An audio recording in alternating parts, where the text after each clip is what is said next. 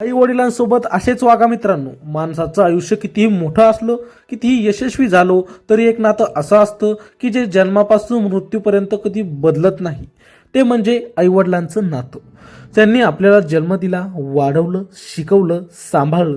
पण आपण मोठे झाल्यावर त्यांच्यासोबत कसं वागायचं हे अनेकांना कळत नाही. आज मी तुम्हाला सांगणार आहे, आई वडिलांसोबत असेच वागा या विषयाचे 12 जबरदस्त नियम. नंबर 1, बोलताना आपला सूर नेहमी मऊ ठेवा.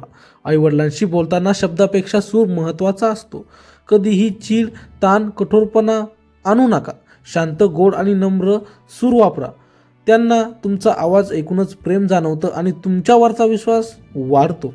नंबर 2, त्यांना जुने समजू नका, ते अनुभवी आहेत.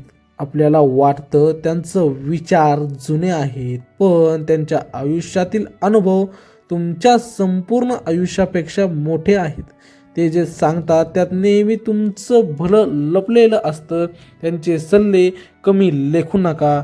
त्यांच्या छोट्या मोठ्या गरजा बोलण्यापूर्वीच ओळखा. त्यांना काही मागायची वेळ कधीच येऊ देऊ नका. औषध संपतंय का? काही वस्तू तुटली आहे का? काही कामासाठी कोणीतरी हवं आहे का? हे पाहणं ही तुमची जबाबदारी आहे. आईवडिलांना काही हवं का विचारणं नव्हे, तर काय हवं आहे हे स्वतः लक्षात घेणं हेच खरे प्रेम. नंबर 4, त्यांचे बोल शांतपणे ऐका. आईवडील पुन्हा पुन्हा गोष्टी सांगतात कारण त्यांच्याकडे बोलायला कोणी नसतं.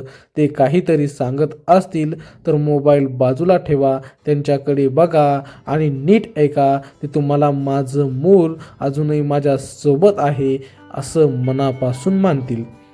नंबर 5, तुमच्या आयुष्यातील निर्णयामध्ये त्यांना सामील करा. काही मोठं करणार असाल तर त्यांना सांगा, त्यांचं मत विचारा. त्यांना वाटलं पाहिजे की त्यांच्या मुलाला त्यांचे विचार अजूनही महत्त्वाचे वाटतात. यातून त्यांचा आत्मविश्वास वाढतो आणि घरातील नाती मजबूत होतात. नंबर 6, त्यांच्या स्वभावातील उणिवा शोधू नका. त्या प्रेमाचा एक भाग आहे. तर आई वडील कधी जास्त बोललात, कधी रागवतात, कधी हट्टी होतात, पण ते दोष नाहीत. ते त्यांच्या प्रेमाचं वेगळं रूप आहे. त्यांनी आयुष्यभर तुमच्यासाठी कडक निर्णय घेतले. त्यांची सवय त्यांच्यात राहिली आहे. त्यांच्या स्वभावाकडे उणिवा म्हणून नाही तर काळजी म्हणून बघा. नंबर 7, त्यांनी केलेल्या त्यागाची किंमत आपण कधीच फेडू शकत नाही मित्रांनो. तुम्ही लहान होता तेव्हा त्यांनी स्वप्न सोडली, स्वतःवर खर्च कमी केला तुमच्यासाठी. दिवस रात्र खपले. त्यांनी केलेल्या त्यागाला किंमत नसते. तुम्ही त्यांच्याबद्दल मनात नेहमी आदर ठेवणं हीच सर्वात मोठी परतफेड आहे मित्रांनो.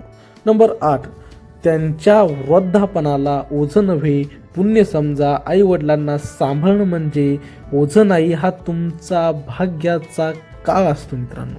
त्यांच्या वाढत्या वयात त्यांना आधार द्या, धीर द्या. त्यांचं वृद्धपण म्हणजे तुम्हाला पुण्य मिळवण्याची संधी आहे मित्रांनो. नंबर 9, त्यांच्या चुका माफ करत राहा. तेही आयुष्यात तुम्हाला हजारदा माफ केलेलं आहे. ते कधी विसरतात, चुकीचं बोलतात, काम हळू करतात, काही हरकत नाही. त्यांनीही तुमच्या बालपणात तरुणपणात तुमच्या 1000 चुका माफ केल्या आहेत. त्यांचे हात कधीही सोडू नका मित्रांनो.